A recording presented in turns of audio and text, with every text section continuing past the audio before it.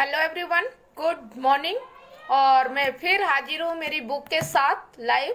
और आप सबके लिए मैं एक बुक समरी पढ़ के बना रही हूँ, मतलब कि एक समरी बन रही है जो आपको यहाँ पे बहुत अच्छी अपॉर्चुनिटी मिलेगी कि अगर इस पेज पे आएंगे तो आपको अभी ये मैं पहली किताब पढ़ रही हूँ और मैं सोच रही हूँ कि जितनी बुक्स मैं पढ़ूँ सबको मैं लाइव करूँ ताकि जो किताबें आप पढ़ना चाहें वो आपको यहाँ से मिल सके।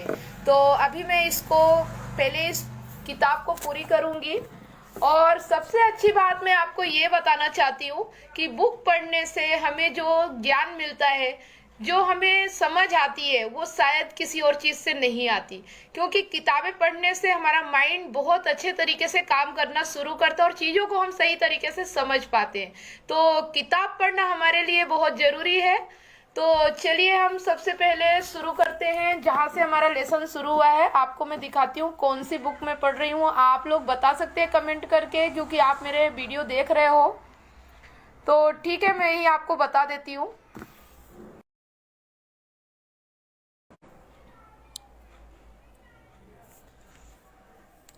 मैं सेलिंग में असफलता से सफलता तक कैसे पहुंचा।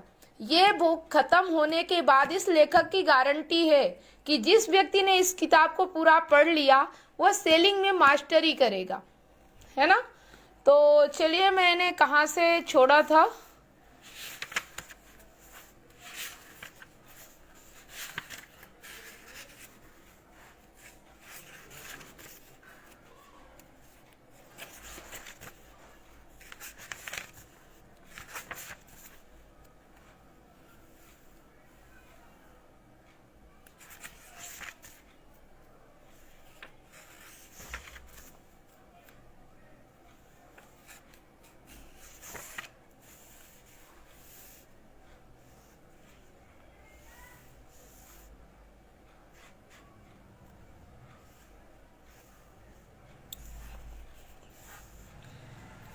अभी मैं पढ़ने जा रही हूँ लेसन 10।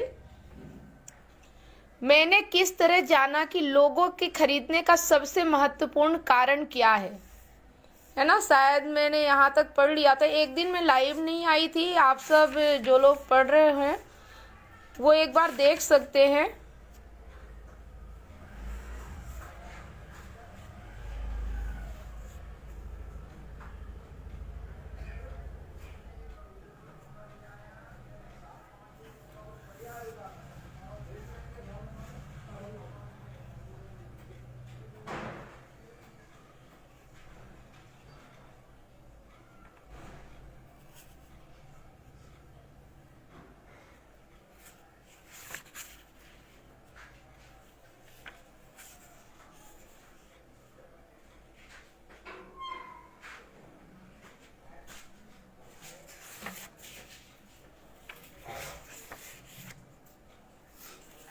तो मैं इसे शुरू करने जा रही हूँ।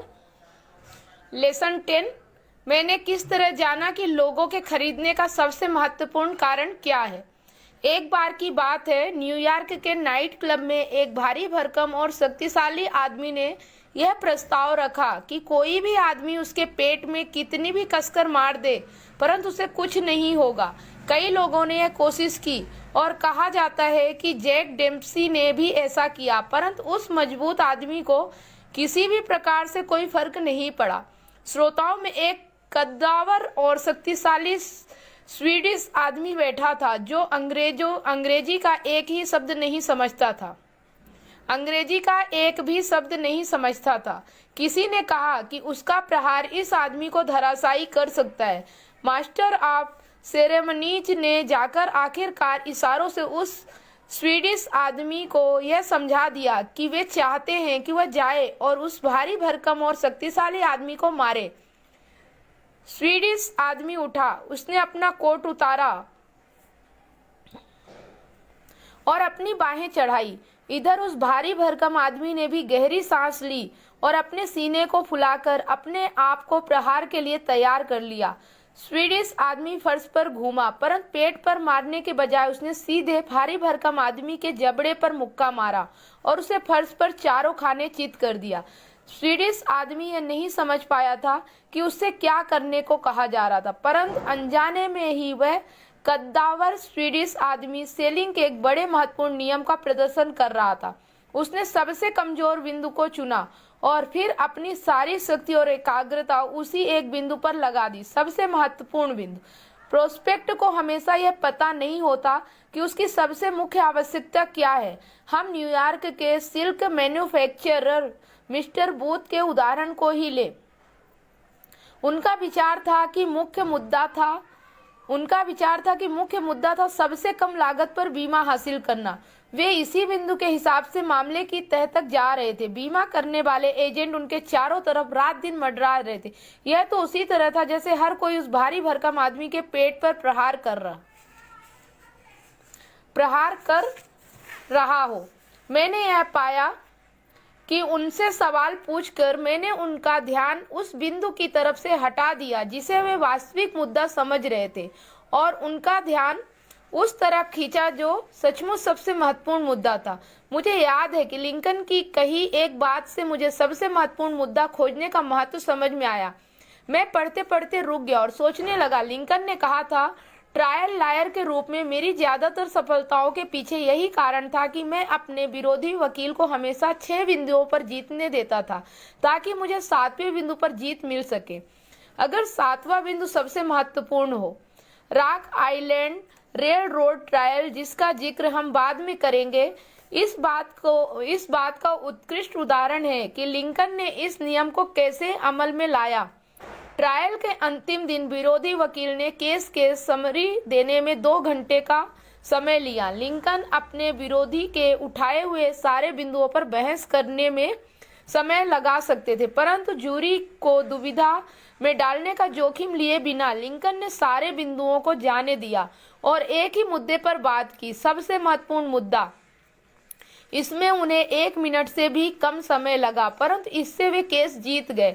मैंने हजारों सेल्समैनों से बात की है और मैंने यह पाया है कि उनमें से कई तो मुख्य मुद्दे की तरफ बिल्कुल भी ध्यान नहीं देते। अरे हाँ, उन्होंने इसके बारे में पढ़ा है, परंतु सबसे महत्वपूर्ण मुद्दा क्या है? आइए इसे थोड़ा सा आसान करके देखें। क्या यह सबसे महत्वपूर्ण मुद्दा नहीं है? मूलभूत आवश्यकता क्या है, या रुचि का मुख्य बिंदु क्या है? सबसे कमजोर बिंदु क्या है? आप किस तरह से सबसे महत्वपूर्ण मुद्दे को पकड़ सकते हैं? अपने प्रोस्पेक्ट को बोलने के लिए प्रोत्साहित कीजिए। अब प्रोस्पेक्ट को आपके सामान ना खरीदने के 4 या 5 कारण प्रोस्पेक्ट आपको सामान ना खरीदने के 4 या 5 कारण गिनाता है और आप हर कारण पर उससे बहस करते हैं तो आप उसे सामान नहीं बेच पाएंगे। अगर आप उसे सिर्फ बोलते रहने दें तो वह आपकी मदद करेगा ताकि आप उसे सामान बेच सके। क्यों? क्योंकि वह इन 4 या 5 चीजों में से एक चीज को चुन लेगा, वह चीज जो सबसे महत्वपूर्ण है, और फिर इसी पर बोलता रहेगा। कई बार तो आपको एक शब्द कहने की भी जरूरत नहीं होती। जब वह अपनी बात पूरी कर लेता है तो आप उसी एक बिंदु पर आ जाएं। आमतौर पर वही सच्चा बिंदु या मुद्दा होता है। कई साल पहले मैंने पिट्सबर्ग में एक नेशनल सेल्स कन्वेंशन में हिस्सा लिया। शेवरलेट मोटर कंपनी के पब्लिक रिलेशंस एग्जीक्यूटिव विलियम जी पावर ने यह कहानी बताई। मैं डेट्रॉइट में एक घर खरीदने वाला था। मैंने एक रियल एस्टेट के आदमी को बुलाया। अब तक मैं जितने भी सेल्समैनों से मिला हूँ वह उन सबसे अधिक स्मार्ट था। जब मैं बोला तो वह सुनता रहा। कुछ ही देर में उसे पता चल गया कि जिंदगी भर से मेरी यह ख्वाहिश रही है कि मैं अपने घर में कई पेड़ चाहता था। वह मुझे डेट्रॉइट से बाहर मील दूर ले गया और वहां पर मुझे एक घर दिखाया जिसके पिछवाड़े में सुंदर पेड़ लगे हुए थे। उसने कहा, इन सुंदर लहलहाते पेड़ों को देखिए, पूरे 18 पेड़ हैं। मैंने उन पेड़ों को देखा और मुझे वे बहुत पसंद आए। मैंने उससे घर की कीमत पूछी। उसने जवाब दिया, अमुक डॉलर्स। मैंने कहा, आप अपनी पेंसिल निकालिए और उसकी धार को तेज कर लीजिए, परंतु वह उस कीमत में से एक भी डॉलर कम करने को तैयार नहीं हुआ। आप यह क्या कह रहे हैं? मैंने कहा, मैं इससे कम पैसे में इसी तरह का घर खरीद सकता हूँ। उसने जवाब दिया, अगर आप ऐसा कर सकते हैं तो बहुत अच्छी बात है, परंतु इन पेड़ों की तरफ देखिए, 1 2 3 4। हर बार जब मैं कीमत की बात करता था वह पेड़ गिनना चालू कर देता था। उसने मुझे 18 पेड़ बेच दिए और साथ में वह घर भी। यही सेल्समैनशिप है। उसने सुना जब तक कि उसने यह नहीं जान लिया कि मैं क्या चाहता था, और फिर उसने मेरी मनचाही चीज मुझे बेच दी। मैं कई सेल्स से सिर्फ इसलिए असफल होकर लौट आया क्योंकि मैंने अपने ग्राहक को यह अवसर दिया था कि वह मुझसे रॉबिन हुड के खलिहान का चक्कर लगवाए, और मैंने उसके उठाए सारे सवालों के पूरे पूरे जवाब देने की कोशिश की। तभी टेलीफोन बजता था और वह आदमी कहता था, मैं इस बारे में कुछ समय तक कुछ नहीं करना चाहता। धीरे धीरे गलतियां करके मैंने यह सीखा कि मुझे उसकी हर बात से तब तक सहमत होना चाहिए जब तक कि मैं वह असली कारण ना जान लूं जिसकी वजह से वह सामान नहीं खरीद रहा है। कई संभावित ग्राहक आपको गुमराह करने की कोशिश करते। अगले 2 अध्यायों में मैं आपको बताऊंगा कि किस तरह मैं 2 आसान छोटे सवालों के प्रयोग के द्वारा यह तय करता हूं कि क्या यह आपत्ति वास्तविक है, और मैंने वह तरीका भी जान लिया है जो इस छुपे हुए कारण को बाहर निकालने में प्रभावी सिद्ध होगा। संक्षेप में बात करें तो सेल में प्रमुख समस्या यह है, पहला मूलभूत आवश्यकता या दूसरा रुचि के मुख्य बिंदु का पता लगाना, तीसरा है फिर इसी पर जुटे रहना। तो आज का लेसन हमारा यही समाप्त हुआ, और इस लेसन को आप अगर अभी आ रहे हैं तो इसे अभी पूरा जरूर सुनिए। ये मैं पोस्ट कर दूंगी फेसबुक पेज पे। तो ये बहुत ही जबरदस्त है। सेल लोगों के खरीदने का सबसे महत्वपूर्ण कारण क्या है, और आप यहाँ से जान पाएंगे कि लोगों को सामान सेल कैसे करना चाहिए। कल हम पढ़ेंगे 8:30 बजे, आप यहाँ ज्वाइन हो सकते हैं। लेसन 11, मैंने जाना कि सेलिंग में सबसे महत्वपूर्ण शब्द होता है क्यों। तो ये बहुत ही जबरदस्त लेसन होने वाला है। अगर आप कल इसे समझेंगे तो आप बहुत बढ़िया काम कर पाएंगे। तो अभी आज के लिए इतना ही, और मैं आपको बताना चाहती हूँ कि ये बुक जितना मैं पढ़ती जा रही हूँ, मुझे एक एक शब्द समझ में आ रहा है कि लोग असफल क्यों होते हैं। तो इस किताब में वो रहस्य छिपा है कि आप सेलिंग में असफल क्यों होते हैं। तो इसका एक एक लेसन बहुत ध्यान से समझिए, सुनिए। और आप भी अगर कोई भी प्रोफेशन कर रहे हैं, दुनिया में हर आदमी कुछ ना कुछ बेचता है। कोई प्रोडक्ट बेचता है, तो कोई अपनी स्किल बेचता है, तो कोई बुक बेचता है, तो कोई जॉब बेचता है, तो कोई कुछ। मतलब दुनिया में बिना सेलिंग के कुछ भी संभव नहीं है। तो आपको सेलिंग स्किल आना चाहिए, क्योंकि आप जहां हैं आपको भी जरूरत पड़ेगी सेलिंग स्किल की। सिर्फ नौकरी में नहीं पड़ती। अगर आप किसी की नौकरी कर रहे हैं, वहां आपको बेचने की जरूरत नहीं पड़ेगी, वहां आपको अपना समय लगाने की जरूरत है। लेकिन अगर आप कोई बिजनेस कर रहे हैं, कोई कारोबार कर रहे हैं, या कोई अपॉर्चुनिटी पे वर्क कर रहे हैं, कुछ भी करेंगे, आप किसी एजुकेशन में है, किसी भी चीज में है, आपको सेल्स स्किल की जरूरत पड़ेगी, है ना। तो ये हर व्यक्ति के लिए है। मैं सेलिंग में असफलता से सफलता तक कैसे पहुंचा, ये उस व्यक्ति की कहानी है जो कई बार असफल हुआ सेलिंग में, लेकिन उसने कई साल लगा दिए ये समझने में कि वो कैसे सफल हो सकता है। लेकिन आप और हम आज के समय में जब ये किताब हमारे पास है, तो हमें इतना समय नहीं गंवाना है, और इस किताब को पढ़ना है और तुरंत सेलिंग में मास्टरी हासिल करना है। तो इस कड़ी को मैं आगे बढ़ाती जा रही हूँ, और लेसन 10 तक हमारा हो चुका है। अभी कल मैं लेसन 11 से शुरू करूंगी। तो आप इसका लाभ ले सकते हैं मेरे साथ साथ, क्योंकि आनंद आता है मुझे जब मेरी वजह से किसी और की लाइफ में चेंज आता है।